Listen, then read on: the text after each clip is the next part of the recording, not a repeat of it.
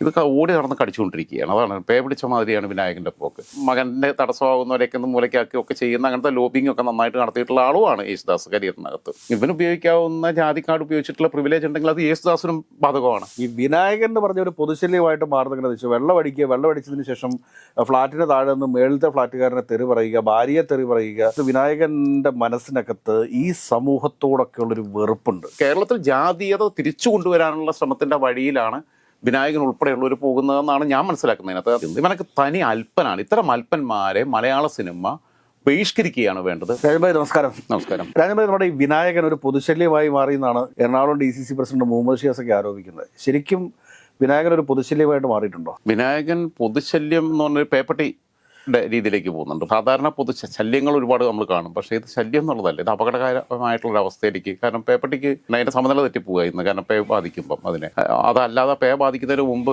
വേണമെങ്കിൽ ആരെയും കണ്ട വാലാട്ടി നിൽക്കുന്നതാണെങ്കിലും ഇത് ഉടമെ വരെ വേണമെങ്കിൽ കയറിയും കടിക്കും. വഴിയെ കാണുന്നവരെയല്ല ഇതൊക്കെ ഓടി നടന്ന് കടിച്ചുകൊണ്ടിരിക്കുകയാണ്. അതാണ് പേ പിടിച്ച മാതിരിയാണ് വിനായകൻ്റെ പോക്ക്. വിനായകൻ ഇപ്പോൾ അടുത്തിടെ ഇപ്പോൾ അടൂർ ഗോപാലകൃഷ്ണനെ കുറിച്ച് നടത്തിയിട്ടുള്ള പരാമർശം, ഇവർ ഉപയോഗിക്കുന്ന ഒരു സാധനം യേശുദാസിനെ കുറിച്ച്. യേശുദാസ് മലയാളികളുടെ സ്വകാര്യ അഹങ്കാരം തന്നെയാണ്, അതിൽ സംശയമൊന്നുമില്ല. ഈ പ്രായത്തിലും പിന്നെ ആ സ്വരം മാത്രമല്ല, ഇവരൊക്കെ ഈ ജാതി കാർഡ് ഉപയോഗിച്ചാണ് പോകുന്നത്.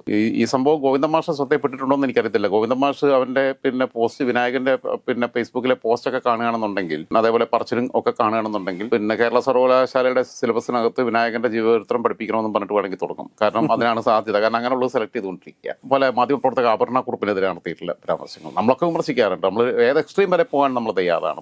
വിമർശിക്കേണ്ടവരെ ആണ് വിമർശിക്കേണ്ടത്.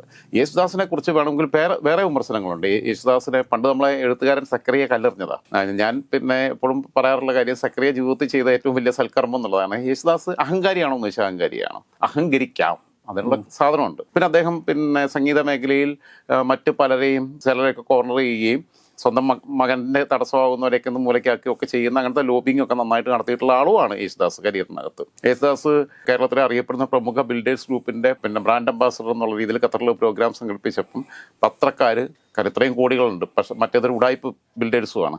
അപ്പോൾ അവരുടെ പ്രചാരകനായിട്ട് വരുന്നത് ശരിയല്ലോ എന്ന് പറഞ്ഞ് പുള്ളി ഉരുണ്ട് കളിച്ച് പുള്ളിയെ ശരിയാക്കി കളഞ്ഞു. പത്രക്കാർ പ്ലാൻ ചെയ്തിട്ടാണ്. ആ ഒരു പ്ലാനിങ്ങിനകത്ത് ഞാനും പിറ്റേന്ന് പത്രസമ്മേളനം ഉണ്ട്, തലേന്ന് എൻ്റെ റൂമിൽ വെച്ചിട്ടാണ് ഈ പ്ലാനിങ് നടക്കുന്നത്. എല്ലാവരും എല്ലാ മീഡിയ ഉണ്ടായിരുന്നു. ഞാൻ പത്രക്കാരനൊന്നും അല്ല, പക്ഷെ നമ്മൾ ഇവരുമായിട്ടുള്ള സൗഹൃദത്തിൻ്റെ പുറത്ത്. അപ്പം അങ്ങനെയൊക്കെയുള്ള കാര്യങ്ങളിൽ എനിക്ക് എതിരഭിപ്രായമുണ്ട്. ഞാൻ എപ്പോഴും പറയാറുള്ളത്, സാഹിത്യത്തിലാണെങ്കിലും ബാക്കിയുള്ള കാര്യങ്ങളിലാണെങ്കിലും സാംസ്കാരിക പ്രഭാഷണത്തിലാണെങ്കിലും എറിയുന്ന ഏറ് കൊള്ളേണ്ടടുത്ത് കൊള്ളിക്കാൻ അറിയാത്ത ഒരാളാണ് സക്കറിയ. അതിവിടെയും പറ്റിപ്പോയി. ആ ഏറ് ഉള്ളാണെങ്കിൽ കാലത്തിന്റെ കാവ്യത്തിൽ നിന്നാണ് വരുന്നത്. പക്ഷേ അതിനൊക്കെ ഞാൻ പറയുന്നൊരു മാന്യതയുണ്ട്. നമ്മൾ യേശുദാസിനെ വിമർശിച്ചിട്ടുണ്ട്. ഇപ്പോഴും ഞാൻ അദ്ദേഹത്തിന്റെ ഡീമെറിറ്റ്സ് പറഞ്ഞു. അടൂരിന്റെ കഴപ്പനാണ്, പുണ്ടനാണ്, മറ്റേതാണ്, മറിച്ചതാണെന്നൊക്കെയുള്ള പല കാര്യങ്ങളും ഇപ്പോൾ നമുക്ക് പ്ലാറ്റ്ഫോമിൽ പറയാൻ ഉപയോഗിക്കാൻ പറ്റാത്ത ഭാഷകളാണ് ഉപയോഗിച്ചിട്ടുള്ളത്. അത് പറയുന്നപ്പോൾ ഇവർ ഉപയോഗിക്കുന്ന ഒരു പ്രിവിലേജ് എന്ന് പറഞ്ഞാൽ, ഞാൻ പറഞ്ഞല്ലോ, ജാതിക്കാർഡ് എടുത്ത് ഉപയോഗിക്കുക ചെയ്യുന്നത്.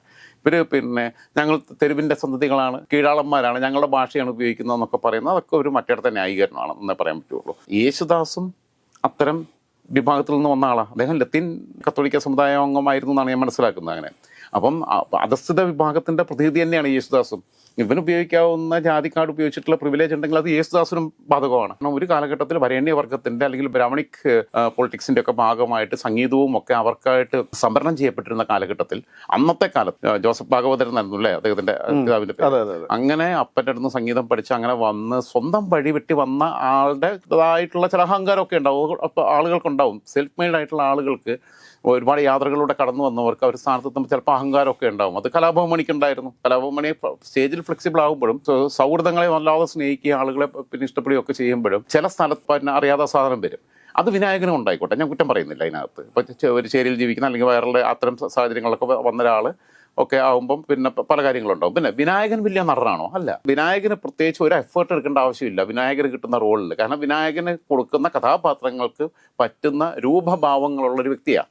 അദ്ദേഹത്തിൻ്റെ സാധാരണ മാനറിസങ്ങൾ വെച്ച് നോക്കി തന്നെ നോർമലായിട്ടുള്ള ഫേഷ്യൽ എക്സ്പ്രഷൻ തന്നെ മതി ആ കഥാപാത്രം വിജയിക്കും. തുടക്കം തുടങ്ങി മലയാള സിനിമയിൽ അഭിനയിച്ചിട്ടുള്ള എല്ലാ വേഷങ്ങളെടുത്ത് നോക്കുന്ന സമയത്തും ആദ്യ കാലഘട്ടങ്ങളിലൊക്കെ ചില കോമഡി കഥാപാത്രങ്ങളൊക്കെ അദ്ദേഹം ചെയ്തിട്ടുണ്ട്.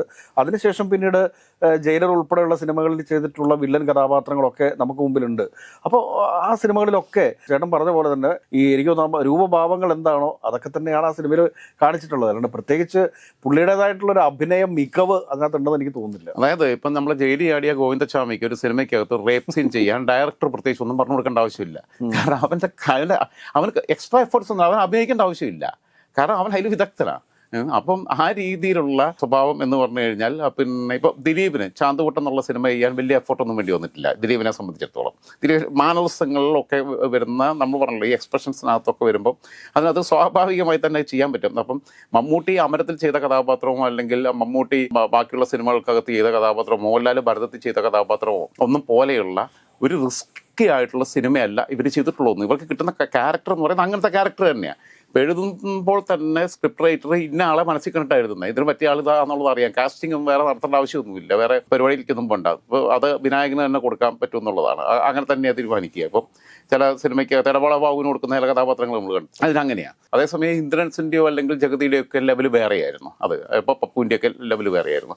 ചില ആൾക്കാർക്ക് അവരെന്ത് ചെയ്താലും കോമഡിയാണ്. അത് അവരാ സീരി വരുമ്പോഴേ ആൾക്കാർ ചിരിക്കാൻ തുടങ്ങും. വില്ലൻ കഥാപാത്രങ്ങളും അങ്ങനെ തന്നെയാണ്. ഒരു കാലത്ത് റേപ്പ് സീനുകളിൽ സ്ഥിരമായിട്ടുണ്ടായിരുന്ന ഒരു പാവം ടി ജി രവി നല്ല മനുഷ്യനാണ്, നല്ല പിന്നെ പക്ഷേ ടിപ്പിക്കൽ കഥാപാത്രങ്ങൾ മാത്രമായിരുന്നു പുള്ളി കോമഡി കഥാപാത്രങ്ങളൊക്കെ. പുള്ളിയുടെ അഭിനയമൊക്കെ വേറെ ലെവലായിരുന്നു. അത് നല്ല ഹൈലി പൊളിറ്റിക്കലുമാണ്. പുള്ളി ഒന്നിരിക്കലും വിനായകനുമായിട്ടും നമുക്ക് താരതമ്യം ചെയ്യാൻ പറ്റത്തില്ല. കാരണം പുള്ളിയുടെ മോനെ വേണമെങ്കിൽ വിനായകനുമായിട്ട് അല്ല, ഈ വിനായകൻ എന്ന് പറഞ്ഞ ഒരു പൊതുശല്യമായിട്ട് മാറുന്ന വെച്ചു. വെള്ളമടിച്ചതിന് ശേഷം ഫ്ളാറ്റിന് താഴെ നിന്ന് മേളത്തെ ഫ്ളാറ്റുകാരനെ തെറി പറയുക, ഭാര്യയെ തെറി പറയുക, തുണി പൊക്കി കാണിക്കുക, ഇതൊക്കെയാണ് അയാളുടെ ഒരു സംസ്കാരം എന്ന് പറയുന്നത്. ഇതിനെയൊക്കെയാണ് നമ്മളൊരു പൊതുശല്യം എന്നുള്ള രീതിയിൽ ഇയാളെ കാണേണ്ടതെന്ന് എനിക്ക് തോന്നുന്നു. ഏതൊരു പിന്നെ സിനിമയുടെ പ്രൊമോഷനുമായിട്ട് ബന്ധപ്പെട്ട് ഓൺലൈൻ മീഡിയയാണ് കൂടുതലും ഉള്ളത്. മെയിൻ സ്ട്രീം മീഡിയ ഉണ്ടാവുമെന്ന് എനിക്കറിയത്തില്ല. അവര് പിന്നെ ഫ്ലോറിൽ നിന്ന് ചോദ്യം വരുമ്പോൾ ഇയാളൊരു സെക്ഷൽ അനാർക്കിസ്റ്റ് ആണ്. എക്സ്ട്രാ മാരിറ്റൽ അഫെയർ ഉണ്ടാവുന്നതിനകത്തോ ഒന്നിലധികം ആളുകളുമായിട്ട് ബന്ധം ഉണ്ടാവുന്നതിനകത്തോ പ്രണയം ഉണ്ടാവുന്നതിനകത്തോ സെക്സിലേക്ക് പോകുന്നതിലോ ഒന്നും നമ്മൾ ആരും എതിരല്ല. നമ്മൾ അങ്ങനത്തെ യാഥാസ്ഥിതികമായിട്ടുള്ള വാദത്തിലും കപട സദാചാരവും ഒന്നും പറഞ്ഞുകൊണ്ടിരിക്കുന്നില്ല. അതിൻ്റെയൊക്കെ യാഥാസ്ഥിതിയൊക്കെ പൊട്ടിച്ച് ഇന്നത്തെ കാലത്ത് അങ്ങനെ തന്നെ പോകുന്നതിനകത്ത് തെറ്റില്ല എന്ന് വിശ്വസിക്കുന്ന ഒരാളാണ്. പക്ഷേ വിനായകനെ സംബന്ധിച്ചിടത്തോളം എന്ന് പറഞ്ഞാൽ ഈ അരാജകത്വത്തിലേക്ക് പോകുന്നുണ്ട്. ഒരുതരം ലൈംഗിക അരാജകത്വമാണ് വിനായകൻ്റെ ഫ്രസ്ട്രേഷൻ. അത് തന്നെയാണ്, ഫ്രസ്ട്രേഷൻ്റെ ഭാഗമായിട്ടാണ് ഈ ഇത്തരം കാര്യങ്ങൾക്കകത്ത് ഓവറായിട്ട് വരുന്നത്. പക്ഷേ ഇങ്ങനെ ഇതിനെക്കുറിച്ച് വല്ലാതെ പിന്നെ ഇത്തരം കാര്യങ്ങൾ എപ്പോഴും പറഞ്ഞുകൊണ്ടിരിക്കുന്നവർ അവർ പലപ്പോഴും ബെഡ്റൂമിൽ ഫെയിലിയറാണ്. അതാണ് അവരിങ്ങനെ പറഞ്ഞുകൊണ്ടിരിക്കുന്നതിനെക്കുറിച്ച്. അങ്ങനെയാണ് പല ആളുകളുടെയും കാര്യങ്ങൾ അങ്ങനെയാണ്.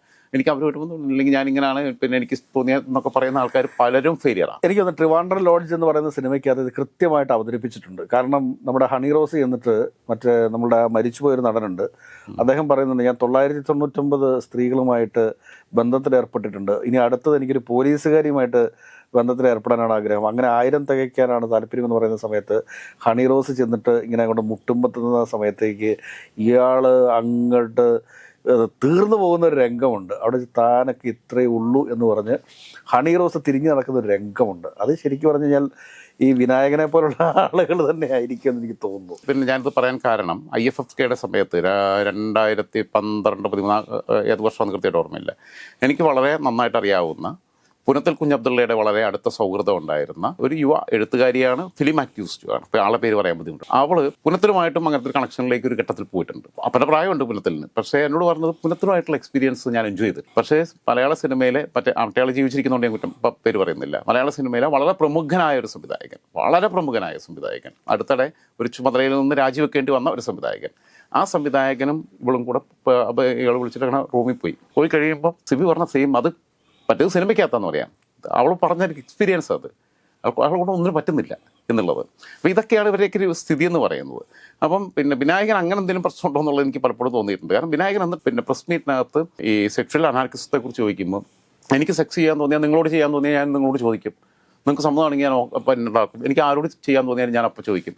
ഇത് കാണുന്നവരോടൊക്കെ തോന്നുക എന്ന് പറഞ്ഞു കഴിഞ്ഞാൽ അത് രോഗമാണ്. അന്ന് അവര് ആ പത്രസമ്മേളനത്തിൽ വെച്ചിട്ട് പത്രക്കാരെല്ലാരും കൂടെ അയാളെ ശരിയാക്കിയല്ലോ, വാരി വലിച്ച് ഹൈദരാലിയും ഒക്കെ വാരി വലിച്ച് ഭിത്തിയൊട്ടിച്ചു. അപ്പം അന്നാണ് ഹൈദരാലിയോട് ആകെപ്പാട് ഒരു ബഹുമാനം ആകെ തോന്നിയിട്ടുള്ളത്. മറ്റിടത്തൊക്കെ കോമാളിത്തരം കാണിക്കുന്നത്. പക്ഷേ ഇവർ ഈ ചോദ്യം വേറെ ആൾക്കാരോട് ചോദിക്കുന്നുള്ളതും വേറെ വിഷയമാണ്. അങ്ങനെയുണ്ട്. പിന്നെ പ്രമുഖരായ ചില ആൾക്കാരോട് ചോദിക്കത്തില്ല. അപ്പം ഇതിനകത്തുള്ള പ്രശ്നം എന്താണെന്ന് വെച്ച് കഴിഞ്ഞാൽ ഇതൊരു രോഗമാണ് സിബി. കാണുന്നവരോടെല്ലാം തോന്നുക, ആരെ കണ്ടാലും ഒരു പെണ്ണിനെ കണ്ടു കഴിഞ്ഞാൽ അപ്പത്തേക്ക് സെക്സ് ചെയ്യാൻ തോന്നുക എന്ന് പറഞ്ഞു കഴിഞ്ഞാൽ അവിടെ വേറെ മറ്റുള്ള എലമെൻ്റ് ഒന്നുമില്ല. ഞാൻ എപ്പോഴും പറയുന്നൊരു വാക്ക് ഉത്തരവാദിത്വത്തോടുകൂടി പിന്നെ ആവർത്തിക്കുകയാണ്, പ്രണയരഹിതമായ രതി എന്ന് പറഞ്ഞു കഴിഞ്ഞാൽ ആത്മാവില്ലാത്ത ശരീരം പോലെയാണ്. ഇതിന് ഫോർ പ്ലേക്ക് വലിയ ഘടകമില്ലേ. ഫോർ പ്ലേയിലേക്ക് പോകണമെന്നുണ്ടെങ്കിൽ എന്ത് വേണം, ഒരു ഇഷ്ടം ഉണ്ടാവണം, ഒരു സ്നേഹം ഉണ്ടാവണം. ഒരു സ്നേഹം ഇല്ലാതെ എങ്ങനെയാണ് തലോടുന്നത്, ഒരു സ്നേഹം ഇല്ലാതെ എങ്ങനെയാണ് ചുംബിക്കുന്നത്, അതൊന്നും ഇല്ലാതെ എങ്ങനെയാണ് സെക്സിലേക്ക് ഇന്റർകോഴ്സിലേക്ക് പോകുന്നത് എന്നുള്ളതാണ്. അപ്പം ഇവനൊക്കെ ഈ അസുഖത്തിന് അങ്ങനെയാണെന്നുണ്ടെങ്കിൽ വല്ല PVC പൈപ്പ് എടുത്ത് ഉപയോഗിച്ചാൽ പോലെ. ശരിക്കും പറഞ്ഞാൽ ഇവനൊക്കെ ചെയ്യേണ്ടത് ഇവനെയൊക്കെ പിടിച്ചു കൊണ്ടുപോയിട്ട് പാമ്പുള്ള മാളത്തിനകത്ത് കൊണ്ടുപോയി ഏർപ്പെടുന്നു വിടണം. എന്നാൽ പിന്നെ അതോടുകൂടി അവൻ്റെ ശല്യം തീർന്നു കിട്ടും. ഇത്രയും കടപ്പാണെന്നുണ്ടെങ്കിൽ മാസ്റ്റുബേറ്റ് ചെയ്താൽ പോലെ. ഞാൻ പറയുന്നത് ഇതൊരു വലിയ രോഗമാണ്. ഇതിൻ്റെ പിന്നെ ചികിത്സിക്കുകയാണ് വേണ്ടത് ഇവരെയൊക്കെ. പക്ഷേ ഇവൻ്റെ എന്താ വെച്ചാൽ ഒരു സെക്ഷ്വലി ഉള്ളൊരു ഇത് മാത്രമല്ല വിനായകനെ സംബന്ധിച്ചിട്ട് വിനായകൻ്റെ മനസ്സിനകത്ത് ഈ സമൂഹത്തോടൊക്കെ ഉള്ളൊരു വെറുപ്പുണ്ട്. കാരണം എന്താ വെച്ചാൽ ഒരുപക്ഷെ അദ്ദേഹം ജീവിച്ചു വന്നിട്ടുള്ള സാഹചര്യങ്ങളാവാം. തനിക്ക് മുകളിൽ നിൽക്കുന്ന, അല്ലെങ്കിൽ കളറിൻ്റെ പേരിൽ തന്നെ മറ്റുള്ളവർ അളക്കുന്നു, അല്ലെങ്കിൽ ബോഡി ലാംഗ്വേജിൻ്റെ പേരിൽ തന്നെ അളക്കുന്നു എന്നൊക്കെയുള്ളൊരു തോന്നൽ അദ്ദേഹത്തിൻ്റെ മനസ്സിൽ കയറിക്കൂടിയിട്ടുണ്ടെന്നുള്ളതാണ് സത്യം. അപ്പോൾ തോപ്പിക്കുക, മോഹൻലാലിനെ വെല്ലുവിളിക്കുക, മമ്മൂട്ടിയെ വെല്ലുവിളിച്ച് താൻ എന്തൊക്കെയോ ആയി മാറാൻ പോവുകയാണ് എന്നൊരു തോന്നൽ.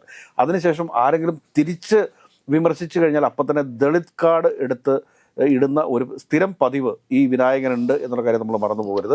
ഇതൊക്കെ കഴിഞ്ഞതിന് ശേഷവും അദ്ദേഹം തെരുവിലിറങ്ങിയെന്ന് CPM-ന്റെ സമരത്തിന് മുമ്പിൽ പോയി നിന്നിട്ട് ഇയാൾ വിളിക്കും ഇൻകുലാബ് സിന്ദാബാദ് എന്ന്. ഇതിലൊക്കെയുള്ള ലോജിക്ക് എന്താണെന്നാണ് നമുക്ക് മനസ്സിലാവുക. അല്ല, അതിപ്പോൾ ഉമ്മൻചാണ്ടി വരച്ച സമയത്തും വൃത്തികെട്ട രീതിയിലല്ലേ സംസാരിച്ച്. ഇങ്ങനെയുള്ള ഒരുപാട് ഇതേപോലെ വേറെ സാധനമാണ് ഈ അനൂപ് ചന്ദ്രനും വൈത്തോന്നൊക്കെ ഇടയ്ക്ക് വിളിച്ചു പറയാറുണ്ടായിരുന്നു ഒക്കെ. ഇപ്പം ഇവരെയൊക്കെ എന്തിനാണ് CPM പ്രൊമോട്ട് ചെയ്യുന്നത് എനിക്ക് മനസ്സിലാവാത്തത്. കാരണം CPM പലപ്പോഴും ഇത്തരം ആളുകളെയൊക്കെ സപ്പോർട്ട് ചെയ്യുകയും പ്രത്യക്ഷത്തിലും പരോക്ഷമായിട്ടും ഒക്കെ സപ്പോർട്ട് ചെയ്യുന്നുണ്ട്. ഇങ്ങനെയുള്ള കാർഡുകൾ എടുത്ത് ഉപയോഗിക്കുന്നവരെ സപ്പോർട്ട് ചെയ്യാതിരിക്കുകയാണ് വേണ്ടത്. കാരണം അവരുണ്ടാക്കുന്നത് വീണ്ടും ജാതി വിഭജനത്തിലേക്കാണ് പോകുന്നത്. ഇവൻ പ്രതിനിധീകരിക്കുന്ന കമ്മ്യൂണിറ്റിയോട് ബാക്കിയുള്ളവർക്ക് പിന്നീട് ഐക്യത്തിലേക്ക് പോകും. ഇവർ നമുക്ക് ഇടപെടാൻ പറ്റാത്തവരാണ്, ഇവന്മാരെല്ലാം വെറും മോശക്കാരാണെന്നുള്ളത് വരും. ആ സമൂഹത്തിനാണ്, അവർ പ്രതിനിധീകരിക്കുന്ന സമൂഹത്തിനാണ് നാണക്കേട് ഉണ്ടാക്കുന്നത്. ഇതിൻ്റെ പാർശ്വഫലങ്ങൾ അനുഭവിക്കാൻ വിധിക്കപ്പെടുന്നവർ ആ സമുദായത്തിൽപ്പെട്ട മറ്റാളുകളാണ്. അപ്പോൾ ആ രീതിയിലേക്ക് വീണ്ടും ഡിസ്ക്രിമിനേറ്റ് ചെയ്യപ്പെടുകയാണ്. അപ്പോൾ അതിനിവർ കാരണക്കാരാക്കുക. അതായത് കേരളത്തിൽ ജാതീയത തിരിച്ചു കൊണ്ടുവരാനുള്ള ശ്രമത്തിൻ്റെ വഴിയിലാണ് വിനായകൻ ഉൾപ്പെടെയുള്ളവർ പോകുന്നതെന്നാണ് ഞാൻ മനസ്സിലാക്കുന്നതിനകത്ത്. അതാണ് അതിൻ്റെ സാമൂഹിക പ്രത്യാഘാതം എന്ന് പറയുന്നത്. ഇത്തരം ആളുകൾക്ക് സ്പേസ് കൊടുക്കാതിരിക്കുകയാണ് വേണ്ടത്. സംവിധായകരൊക്കെ ചെയ്യേണ്ടത് ഇങ്ങനത്തെ വൃത്തിയോട് പറയുന്നതുമായിട്ട് അസോസിയേറ്റ് ചെയ്യാൻ പറ്റില്ല എന്നുള്ളതാണ്. ഒരവസരം, ഒരു തെറ്റൊക്കെ എല്ലാവർക്കും പറ്റും. നമ്മൾ ഷൈൻ ടോം ചാക്കോയെ പിന്നൊന്നും പറഞ്ഞിട്ടില്ലല്ലോ. ആ സമയത്ത് നമ്മൾ സ്റ്റാൻഡ് എടുത്തു. പക്ഷേ ഷൈൻ ടോം ചാക്കോയ്ക്ക് ഒരു അവസരം കൊടുക്കേണ്ടതാണ്. ചെറുപ്പക്കാരനാണ്, കഴിവുള്ളതാണ്, റെക്ടിഫൈ ചെയ്ത് പോവുകയാണ്. ഇപ്പോൾ വേടം റെക്ടിഫൈ ചെയ്ത് പോകുന്നു. അത് നമ്മളിതിനെല്ലാം സപ്പോർട്ട് ചെയ്യുന്നില്ലേ? കാരണം മനുഷ്യന് പിഴവ് പറ്റും. എനിക്കാണെങ്കിലും സിബിക്കാണെങ്കിലും പിഴവ്. ഷൈൻ ടോം ചാക്കോ തന്നെ ഇപ്പം ഇതെല്ലാം ലഹരി മുക്തമായിട്ട് വന്നതിന് ശേഷം അദ്ദേഹം പറയുന്നത്, എൻ്റെ പഴയ ഇൻ്റർവ്യൂ കാണുമ്പോൾ എനിക്ക് തന്നെ അരോചകമായി തോന്നുന്നു എന്നൊരു പ്രസ്താവന അദ്ദേഹം നടത്തിയിട്ടുണ്ട്. അതെ. അത് മാത്രമല്ല, അതൊക്കെ തിരിച്ചറിവാണ്. ബിൻസി അലോഷ്യസിന്റെ കൂടെ ഇരുന്നിട്ടുള്ള പത്രസമ്മേളനം ആലോചിക്കുക. എന്ത് മനോഹരമായിട്ടാണ്, എന്ത് ക്ലാസിക്കാണ്. നമ്മൾ അടുത്തുണ്ടെങ്കിൽ ഷൈലിനെയും ബിൻസിയെയും കെട്ടിപ്പിടിച്ച് റൂം കൊടുക്കാൻ തോന്നുന്ന പോലുള്ള പത്രസമ്മേളനമായിരുന്നു. അത് എനിക്ക് അത്ര മനസ്സിൽ ടച്ച് ചെയ്തത്. എന്ത് മനോഹരമായിട്ട് ഭംഗിയായിട്ടാണ് രണ്ടുപേരും പറഞ്ഞത്. പിന്നെ ഷൈൻ പരസ്യമായിട്ട് മാപ്പും പറയുന്നു അതിനകത്ത്. അപ്പോൾ അതൊക്കെ ഒരു മനുഷ്യൻ്റെ പോകുന്ന വഴിയിൽ ഒരു റിയലൈസേഷൻ ഉണ്ടാകുകയും റെക്ടിഫൈ ചെയ്ത് പോവുകയൊക്കെ ചെയ്യുന്നത്. അങ്ങനെയാണ് മനുഷ്യൻ പോകേണ്ടത്. അല്ലാതെ ഒരാൾക്ക് അബദ്ധം പറ്റിക്കഴിഞ്ഞാൽ അവനങ്ങ് വലിച്ചെറിയല്ല. ഷൈനോ വേടനോ കൊടുത്ത ആനുകൂല്യത്തിന് അർഹനല്ല ഇയാളെന്നുള്ളത്. കാരണം കുറേ കൊല്ലമായെന്നേ തുടങ്ങിയിട്ട് ഈ പണി. ഇവൻ ഈ സിനിമയിൽ വന്നോട് കൂടിയിട്ട് ഇവനങ്ങ് ആകെ പിന്നെ എന്തോ ലോകോത്തര ഹോളിവുഡിലുള്ളവരെ വെല്ലുവിളിക്കാൻ ബാക്കിയുള്ളൂ ഇവൻ. എന്നാൽ ഇനിയിപ്പോൾ അതിന് പോകാമെന്ന് എനിക്കറിയത്തില്ല. അല്ലെങ്കിൽ അമിതാഭ് ബച്ചനെയൊക്കെ ഇനിയിപ്പോൾ അടുത്ത തെറി പറയുന്നു അമിതാഭ് ബച്ചനെയും ഷാരൂഖ് ഖാനെയൊക്കെ. എനിക്ക് തോന്നുന്നത് 2-3 കാര്യങ്ങളുണ്ട്. ഒന്നെന്താ വെച്ച് കഴിഞ്ഞാൽ പ്രതീക്ഷിക്കാത്തതിലധികം പ്രശസ്തി, അതോടൊപ്പം തന്നെ പണം, ഇത് രണ്ടും കയ്യിൽ വന്നതോടുകൂടി ഇത് കൊടുത്ത് എല്ലാവരെയും വിലയ്ക്ക് വാങ്ങാം. ഈ എല്ലാവരെയും നിശബ്ദരുവാക്കാം എന്നൊരു തോന്നൽ അയാളുടെ മനസ്സിൽ കയറി കൂടിയിട്ടുണ്ട്. അതുകൊണ്ട് തന്നെയാണ് മുഹമ്മദ് ഷിയാസിനെ പോലുള്ള ഒരാളൊക്കെ പരസ്യമായിട്ട് പത്രസമ്മേളനം ഗംഭീരമായിട്ട് പറഞ്ഞിട്ടുണ്ട്. കാരണം ഇയാളൊരു പൊതുശല്യമാണ്, വളരെ കൃത്യമായിട്ട് പറഞ്ഞിട്ടുണ്ട്. വിനായകനൊരു പൊതുശല്യമാണ്. ഈ പൊതുശല്യത്തെ നിയന്ത്രിക്കാനായിട്ട് CPM തയ്യാറാവണം. അതോടൊപ്പം തന്നെ നമ്മളുടെ അധികാരികളും ഇയാൾ ഇനി തെരുവിലിറങ്ങിയിട്ട് തെറി പറയുന്ന രീതി ഉണ്ടായി കഴിഞ്ഞാൽ ഇയാളെ എടുത്ത് അകത്തിടാൻ വേണ്ടിയിട്ട് ഈ സർക്കാർ തയ്യാറാവണമെന്നുള്ളതാണ് അവസാനമായിട്ട് പറയുന്നത്. ഒരു കാര്യം കൂടെ ഉണ്ട്. ഈ നമ്മൾ സത്യത്തിൽ പറഞ്ഞു കഴിഞ്ഞാൽ ഈ അല്പനർത്ഥം കിട്ടിയാൽ അർദ്ധരാത്രിയിലും കുടപിടിക്കുമെന്ന് പറയും. അതാണ് ഇവനൊക്കെ ചെയ്തുകൊണ്ടിരിക്കുന്നത്. ഇവനൊക്കെ തനി അല്പനാണ്. ഇത്തരം അല്പന്മാരെ മലയാള സിനിമ ബഹിഷ്കരിക്കുകയാണ് വേണ്ടത്. നിർമ്മാതാക്കൾ അവനെ വെച്ചിട്ട് സിനിമ ചെയ്യേണ്ടെന്ന് പറയണം. ഇവൻ മരിച്ചു കഴിഞ്ഞാൽ മലയാള സിനിമ നിൽക്കത്തില്ലേ? സിബി ഇതിനകത്ത് കാണേണ്ട കാര്യം എന്ന് വെച്ചാൽ ആരുടെയും താഴെയല്ല എന്ന കാര്യത്തിൽ എനിക്ക് വ്യത്യാസമൊന്നുമില്ല. മമ്മൂട്ടിയേക്കാളും താഴെയൊന്നുമല്ല വിനായകൻ, യേശുദാസിനേക്കാളും താഴെയല്ല വിനായകൻ. പക്ഷേ ആരുടെയും മേലെയല്ല. ഇവരുടെയൊക്കെ മേലെ കയറാൻ പോകരുത്. എല്ലാവരും ഈക്വലാണ്, സമന്മാരാണ്. ഓരോരുത്തർക്കും ഓരോ തരത്തിലുള്ള കഴിവുകളുണ്ടാവും. ഓരോ മനുഷ്യനും ഓരോ കഴിവുകളുണ്ടാവും. അപ്പോൾ ആ രീതിയിലുള്ളൊരു പ്രശ്നമുണ്ട്. അപ്പോൾ അതുകൊണ്ട് ഞാൻ പറഞ്ഞത്, ഇത്തരം അർദ്ധരാത്രിയിലും കുട പിടിക്കുന്ന, കൂളിംഗ് ഗ്ലാസ് വെച്ച് കിടന്നുറങ്ങുന്ന, റെയിൻകോട്ട് ഇട്ട് കുളിക്കുന്ന രീതിയിലുള്ള ഇത്തരം അല്പന്മാരെയൊക്കെ മര്യാദയ്ക്ക് നിർത്താൻ മലയാള സിനിമാ ലോകവും സാംസ്കാരിക മേഖലയും സംസ്ഥാന സർക്കാരും തയ്യാറെടുക്കണം എന്നുള്ളതാണ് പറയാനുള്ളത്.